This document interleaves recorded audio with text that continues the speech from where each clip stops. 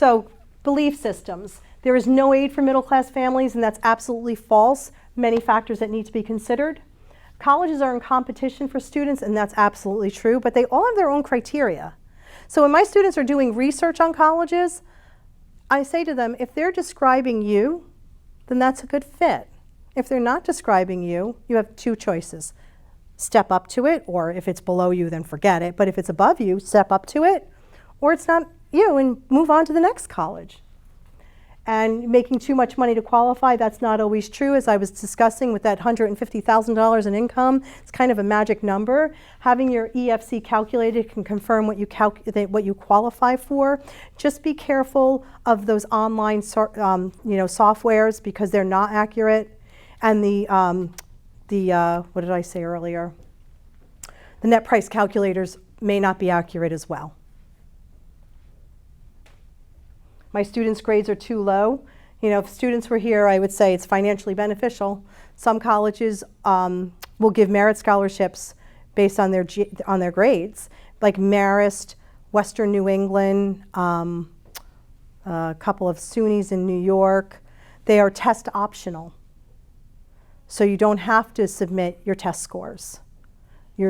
Your grades are what will give you your merit money, which I think is what they should be getting merit money on, because that's what they do every day.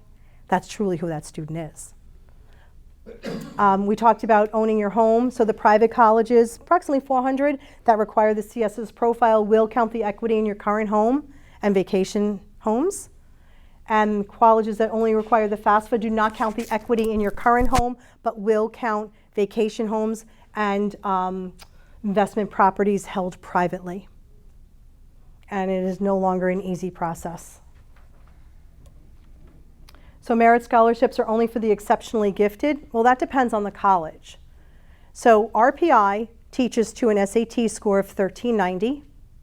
LIU teaches to an SAT score of 990 out of the 1600 scale. So if you have a 1250 SAT score, you're golden at LIU. They're loving that 1250 student. RPI is like, yeah, we'll take you and all your money, and hope, and if your GPA is sufficient, then they'll accept you. But merit scholarships are truly based on the SATs or ACTs unless the college is test optional. And I've seen a lot of students go up 100 points and get $20,000. And I say to my students, just think of it this way. If you spent 20 hours studying for an SAT over time, and you took multiple SATs, you might spend 10 and 10, and you got a $20,000 scholarship, you just made $1,000 an hour. They're like, oh, that's interesting. And if you get that scholarship for 4 years in a row, basically you made $4,000 an hour. And if you only got $10,000, you just made $500 an hour, which is still not a bad deal. So I always want to empower my students to think of that as money in their pocket, even though it's not physically in their pocket, it's not coming out of their pocket, nor are they paying interest on that money. So there's great savings in that. They build freshman classes in advance, and it's done by all private schools. It's called enrollment management. And the way enrollment management works is they have a chart. And on the chart, they have really strong student, not so strong. Really wealthy family, and a poor family. So this quadrant here, this is the quadrant that gets the free ride. The poor family, really strong student. This quadrant here is the families that get the discount. So you may be very wealthy, but you're still going to get your merit scholarships. Then we have the wealthy family over here, but they don't have a strong student. And if the student qualifies academically to get into the college, they'll take your student and all your money. And then here is the college that, the student is not a strong student and they're poor, so they'll get the Pell Grant, they'll get state grants, and they'll get all that free money and a subsidized Stafford loan, but the college is not going to give them any money.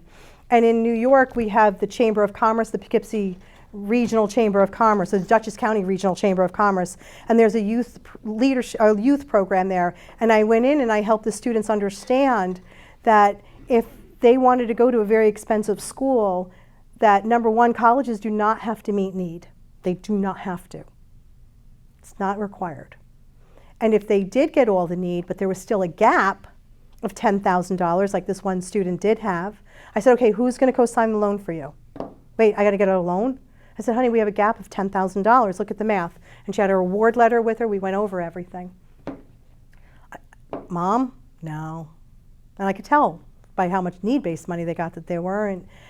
And I said, Uncle, Aunt? And she just started to cry. She was, well, I'm just going to go.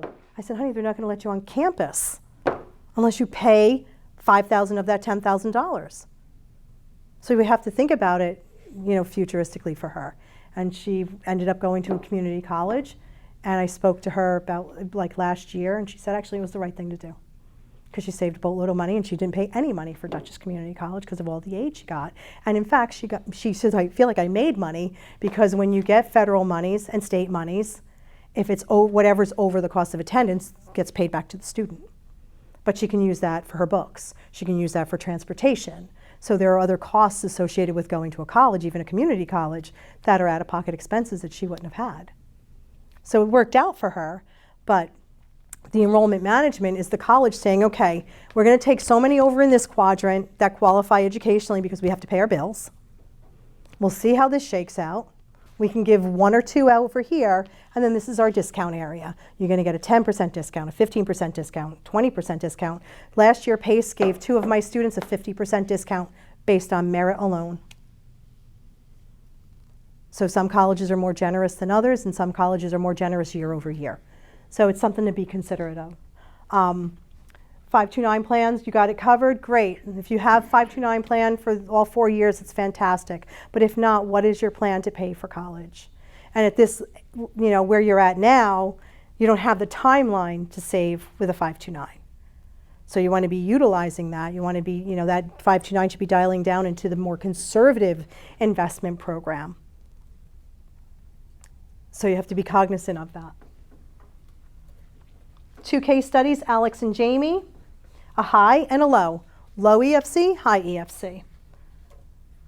So they both planned ahead. They selected colleges with the right academic, social, and financial fit. Social is 50% of their success, by the way. A student must feel like they belong on that campus. So you really want to be cognizant of that, and of course, academic and financial. They looked and visited multiple colleges. Sometimes families can't get out of their own way to visit a college. I empower you and implore you to visit colleges. So important. Your student's going to step on campus and be like, I don't want to go here. I don't like it. And you'd be like, we didn't even get out of the car yet. They know. Has anybody experienced that? You're laughing. Yeah, I can see that. Okay. And that's so important.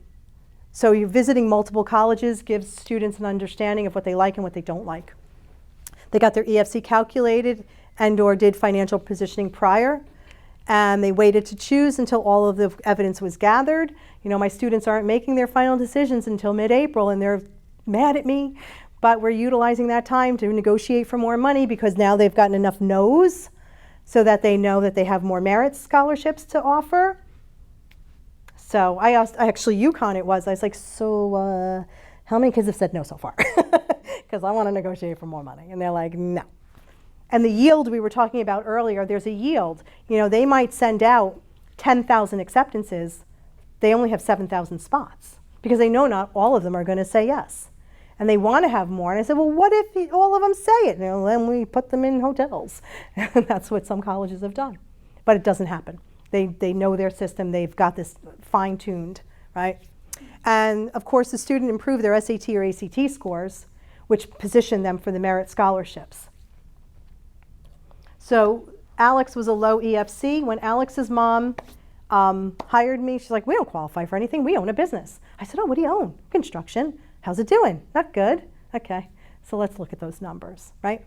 So Alex is actually a very unique case, because he had a very strong GPA, very strong SAT. He did what we call the bridge program at Dutchess Community College, where you actually spend your senior year of high school doing freshman year of college. It's called the bridge program.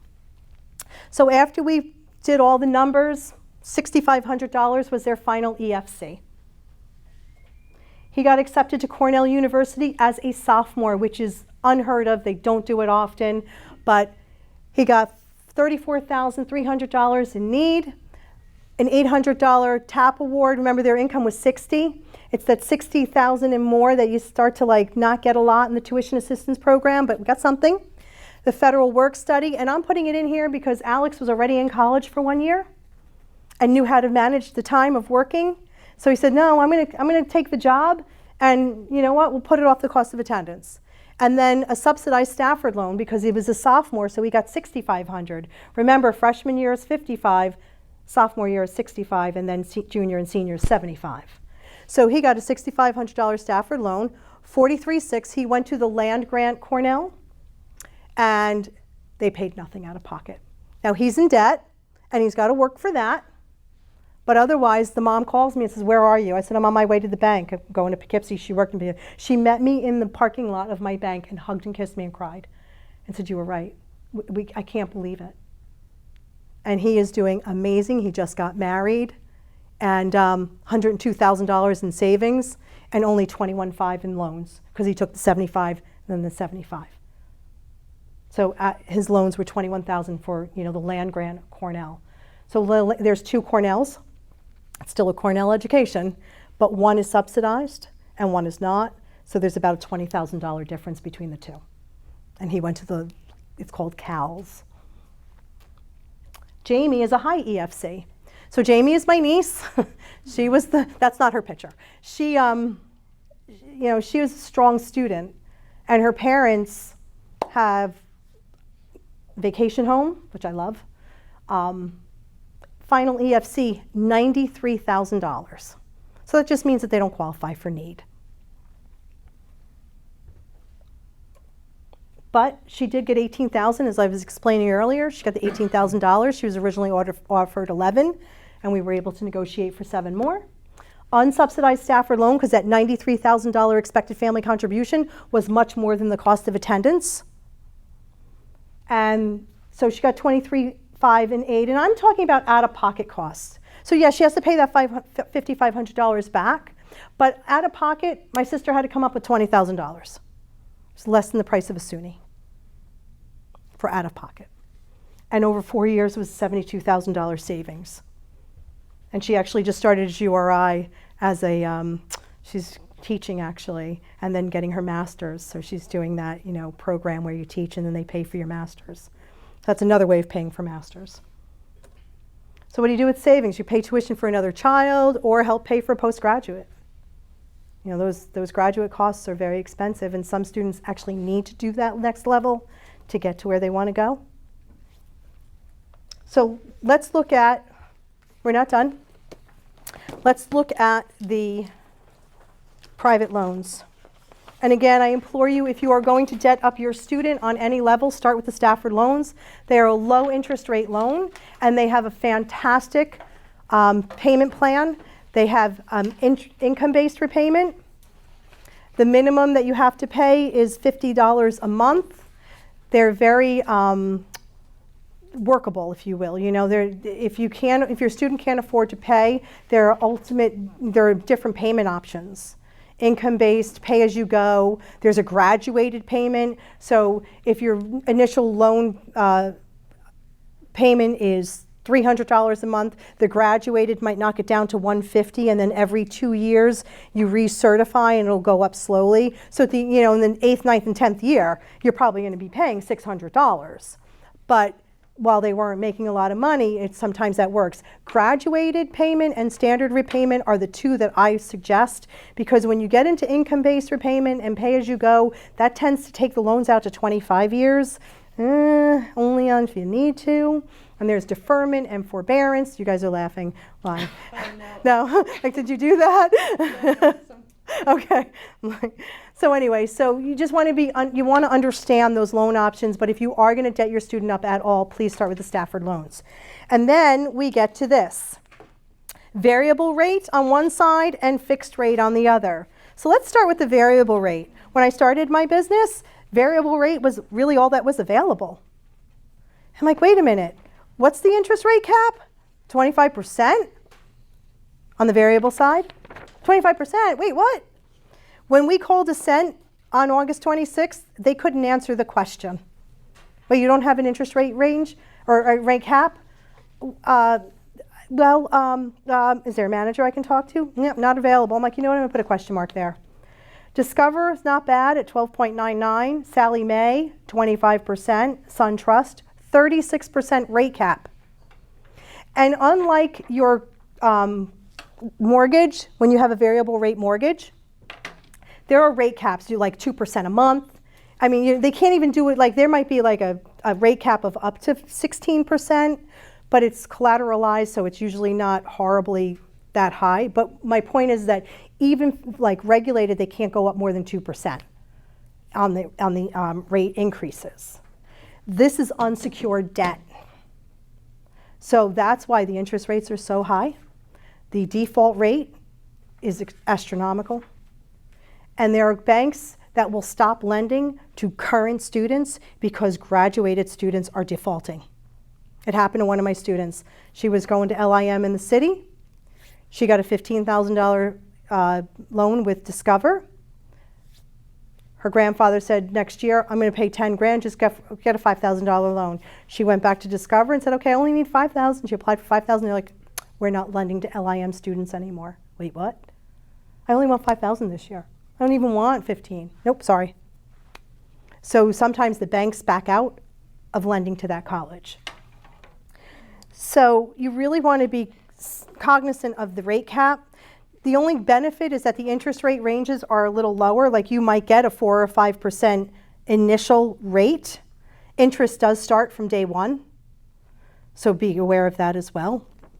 And I had a mom single mom, no mortgage, she owned her condo outright, she was making 60 grand a year, one child, she got a private loan, 10% interest, her credit score was 850 or 840.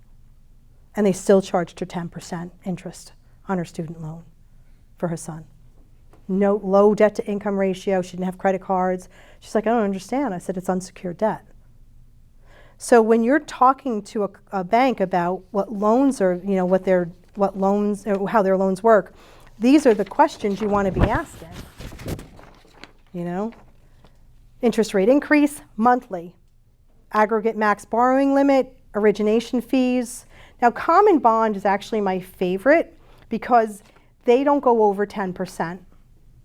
That's their big, we will not make a loan over 10%. But they have a 2% origination fee. And then how does it work? So yearly or each semester. So a lot of banks want you to do it yearly. So now you're paying 10% on money you don't even have to give the college. You know, if you owe, if your out of pocket is $20,000, you have to give them 10 in fall and 10 in the spring. So if you borrow $20,000, you're not getting a discount from the college to pay them in advance. But then you're paying 10% on $10,000 for 5-6 months that you don't need to be paying. So I prefer my families actually borrow on a semester basis.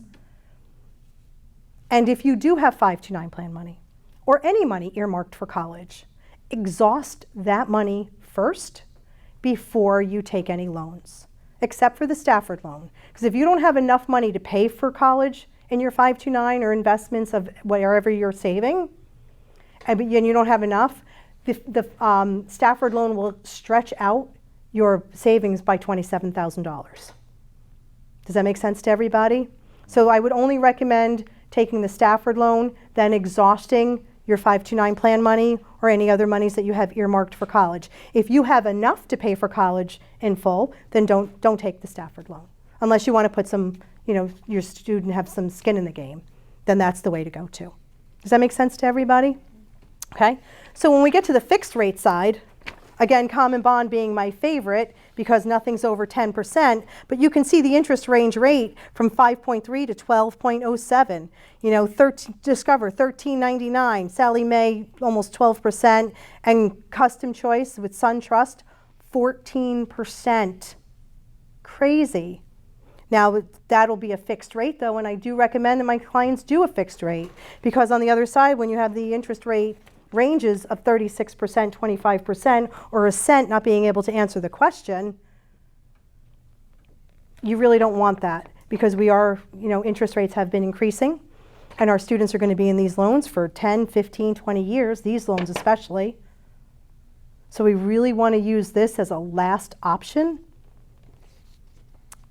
Do the application process on a semester basis. The cosigner release, Discover does not release the cosigner, ever. Where the other colleges will, College Ave is 24 months, Ascent is 24 months. The only thing I like about Sallie Mae is they have a 12-month cosigner release. So that's nice, 12 months. On time payments for that amount of time. You're late one time, cosigner does not get released. So be very careful of that. What does that mean? I don't know what that means. So you co-sign for a loan for your child, and once they graduate, they start making payments 6 months after graduation. All loans for student loans, federal or private, have a 6-month grace period. So then in the 4th month, you forgot and it didn't get paid, or your student forgot and it didn't get paid. You no longer will be released as a cosigner. Whereas if you make those on-time payments for 24 months, 36 months, 12 months on time in complete principal and interest as the payments, defined, you will then be released in that amount of time. And if you have student 2, student 3, you really have to be cognizant of what you're setting yourself up with number 1. What do you mean, for life? Or for the life of the loan. Until the loan's paid off. Oh, God. Yep. How are you going to follow all these, When you come to a college planning course like this. And I give you the heads up. Okay? As I said, repayment plans, they defer 6 months. You can pay interest only. A lot of the banks now are giving you a little bit lower of an interest rate if you do a monthly payment with them. And I always recommend to my clients, if you're going to borrow from private banks, pay $50 a month towards it, just to offset some of the interest that you're paying. It's very beneficial. And some banks like Sallie Mae require I saw one year $36 a month they required. But that's okay. It's manageable. And then it covers books, computer, tuition, living expenses. The Discover will say whatever the school certifies. And then there are rewards. So if you go into auto pay, they might give you 0.25% reduction. And if, like this one has a 2% principal reduction if the student graduates with a 3.0 GPA. That's cool. Some incentives there. Then if you look at my footnotes at the bottom, the aggregate maximum borrowing amount will include all student loan debt, including the federal student loans. So they're aware of that. And as I said, in order to have the cosigner release, the payments must be made on time for the consecutive months listed above. Credit score of 760 plus is better. It's how you get the better rates. And if a client has a credit score of 640 or lower, bankruptcies, even 2-3 years old, So, and the school you attend could affect your rate. So if the students, as I said, leaving there are defaulting on their loans, then the bank will stop lending to them. So, thank you very much for coming tonight. I appreciate your time. Please fill out the evaluation form, and I am here to answer any questions that did not get answered during the presentation.